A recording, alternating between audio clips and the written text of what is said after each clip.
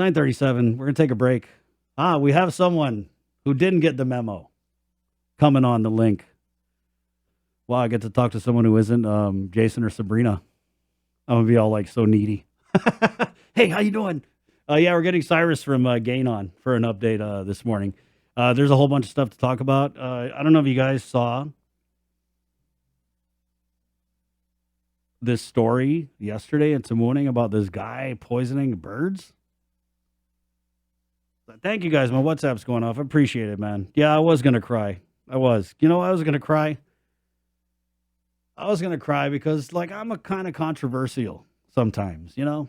I am. It's like, you know, even Malfunction 20 years, I did songs. I was, you know, critical. I'm a hee-haw guy. But Sabrina believed in me and gave me this opportunity to be here, to be part of this show because she felt like I was good at asking questions. So I'm always going to be grateful for her. And when I see that, you know, this puts a strain on our team, that we made this mistake, that we screwed up, and I see how it affects her and our team, yeah, it gets me a little emotional. So I'm going to go find a Kleenex, and we'll be right back with more of The Link. Good morning. Uno mixed. Breast cancer is the second leading cause of cancer death in women.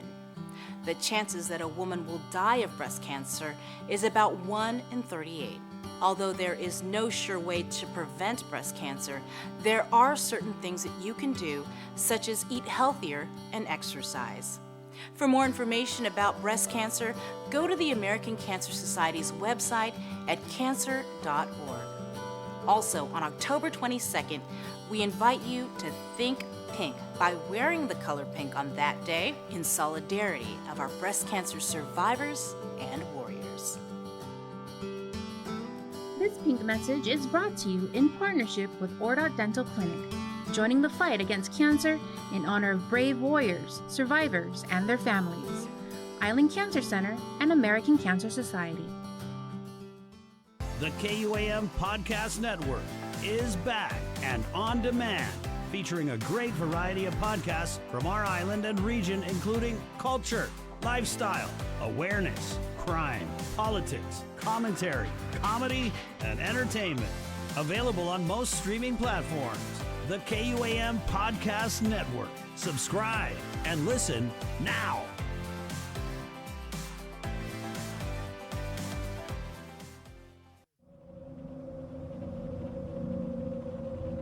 The Totomotna Tales. October on the KUAM Podcast Network. GU Self-Storage, conveniently located near the Harmon McDonald's. We offer affordable rates, online payments, and auto bill pay for your convenience. Plus gate access daily from 6 a.m. to 9 p.m. Call us today at 648-7867 for more information. Do you feel like you're missing out on something? Make life more rewarding with Pacific Points. Earn and redeem points for bill rebates and free load at IT&E, discounts on fuel at Shell, vouchers at Foodies, and United Mileage Plus miles. You can even pay with Pacific Points at IT&E, Shell, and Foodies. Pacific Points. Do more, get more. The relationship between Guam and Manila, Philippines is undeniable as we share similar cultural traditions, history, and heritage. With generations of Filipinos calling Guam home, KUAM presents a monthly look at the capital city featuring in-depth and engaging interviews on everything from medical tourism to new business and government leaders. Veteran newscaster Nestor Lecanto delivers Beyond Our Borders. This special program is brought to you by KFC and the Medical City, where patients are partners.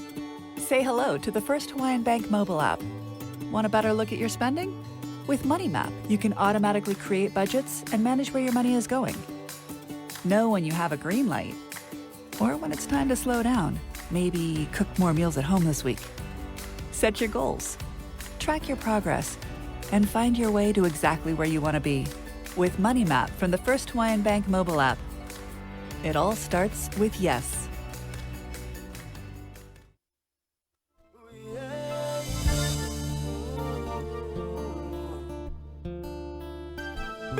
So many times in life I've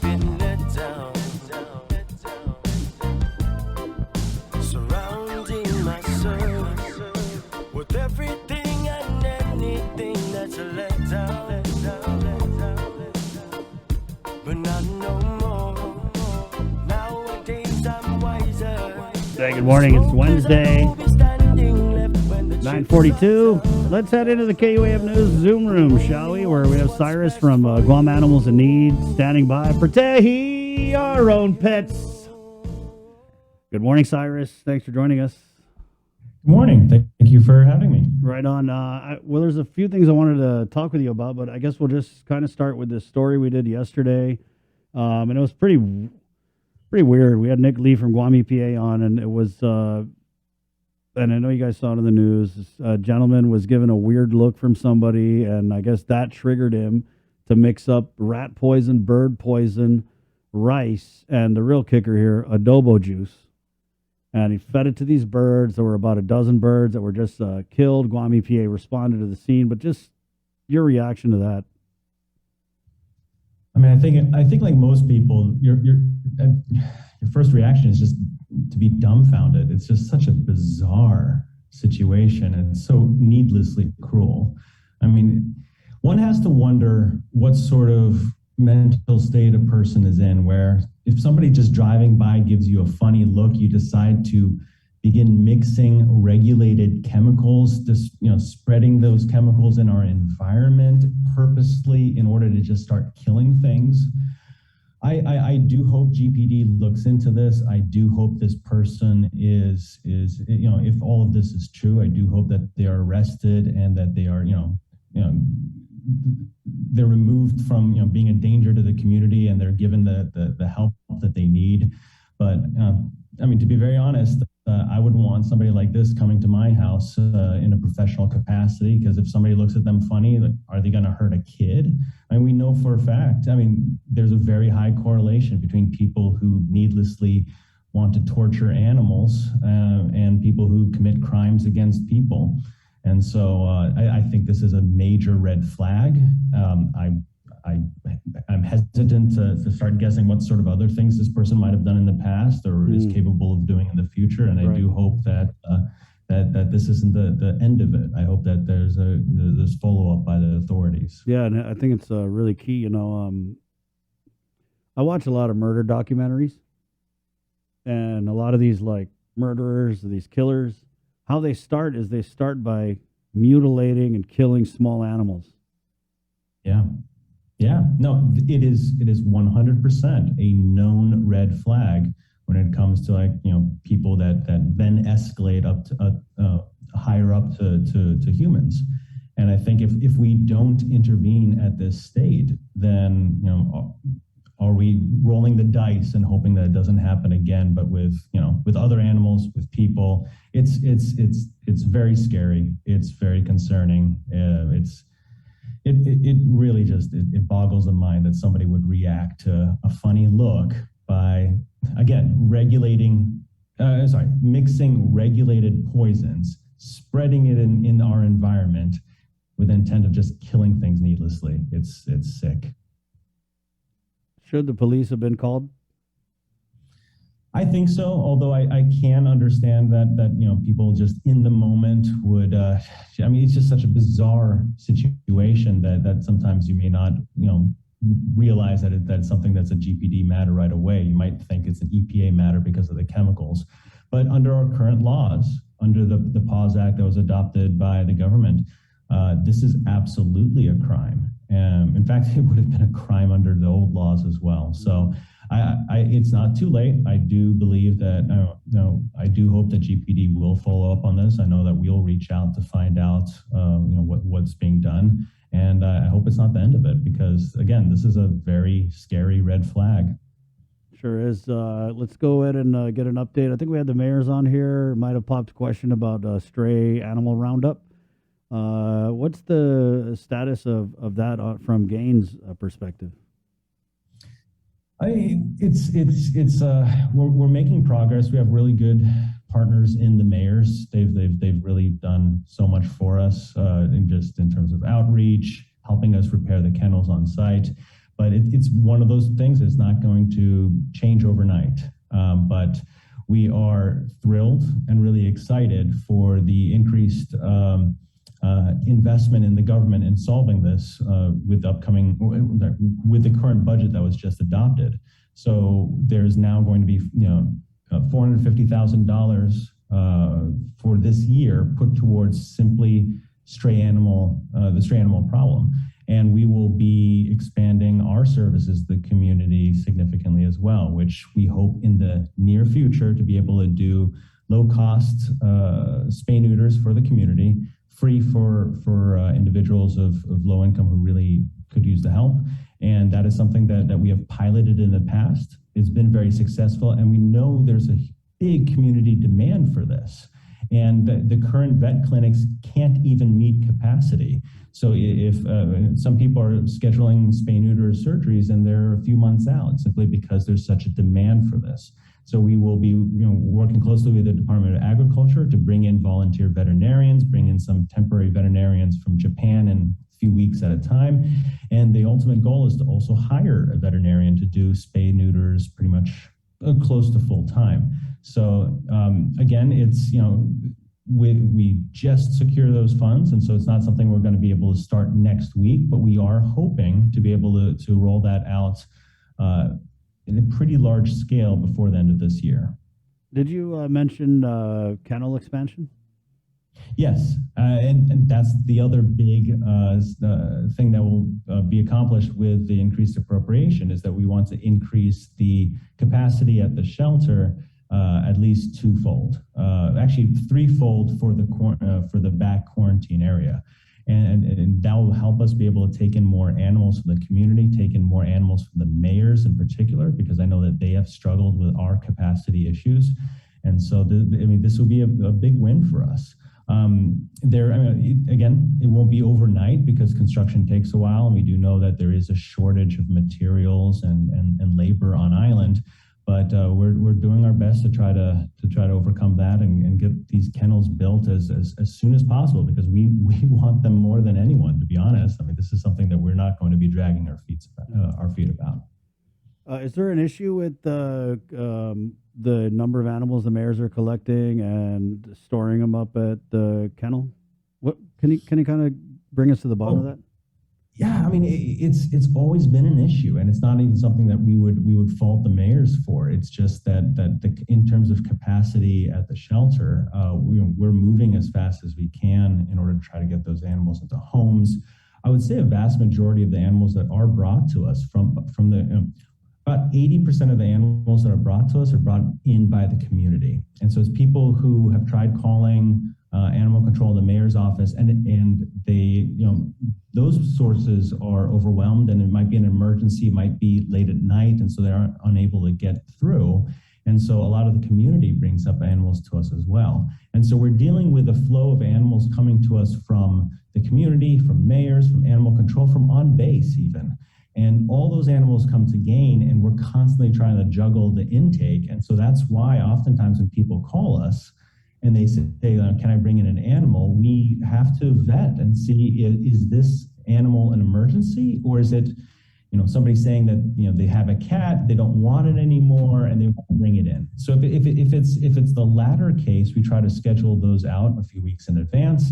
If it's an emergency, an animal got hit by a car, it's dying, it's suffering, those are brought in immediately. And so it's a very difficult juggling act, because we have so little space at the shelter that it inevitably creates a bottleneck. And this bottleneck has been getting worse over the years because the population keeps growing. And so I absolutely empathize with the frustration of the mayors. It's a frustration that we share ourselves. But as soon as we're able to get more kennels on site, then I think we'll be able to relieve that pressure significantly. So this is the first expansion of the kennels at the shelter in decades. And so this is a significant investment by the government to solve this problem, and we're excited to be a part of it. How close are we, in your opinion, to dealing with once and for all the stray animal issue on this island? I think we're doing it. I think we're doing it now. I think at the end of the day, it always boils down to resources. It always boils down to money. And for the first time in possibly the history of Guam that I can think of.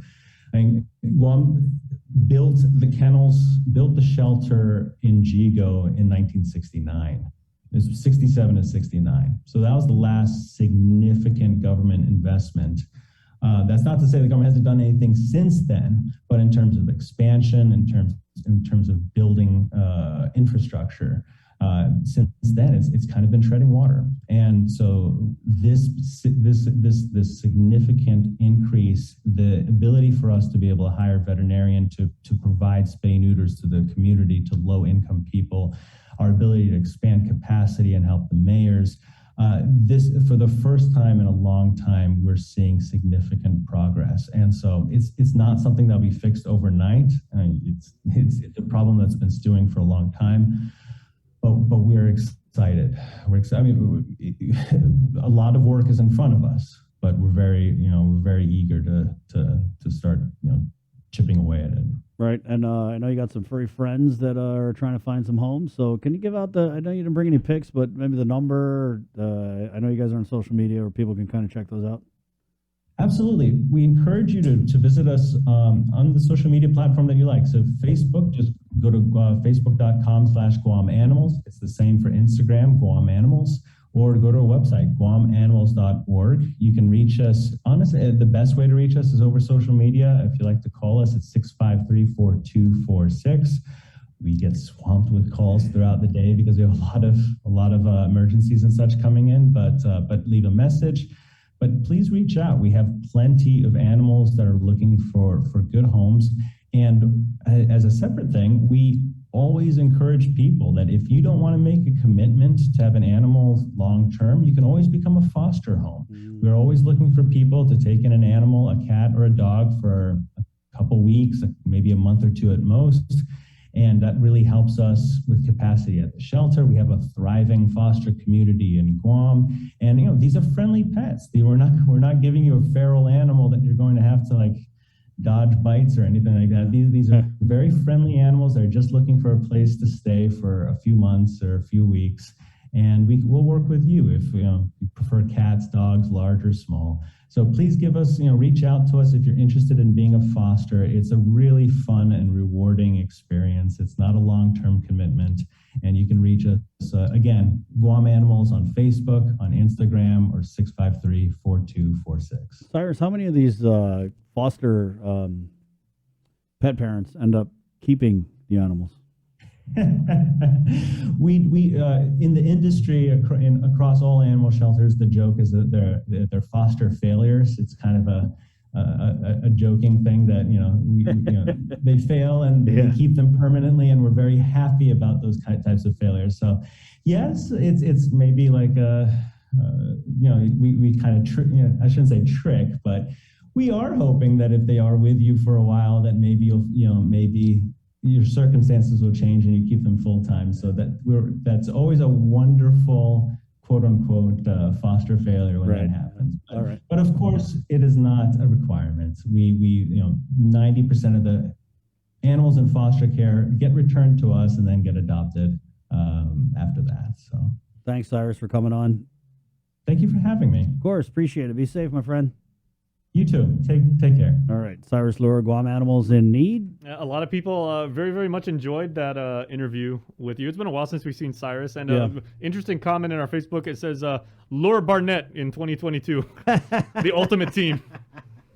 Cyrus does have a background in political strategy, I might add. So. For the animals. Thanks, Cyrus. Take care. All right. Yeah, we're seriously considering it, right? 9:56. Let's go ahead and take a break, and we'll be back to close out the show next right here on the link. We know you're tired of hearing about COVID-19. Some of you are probably wondering whether this is ever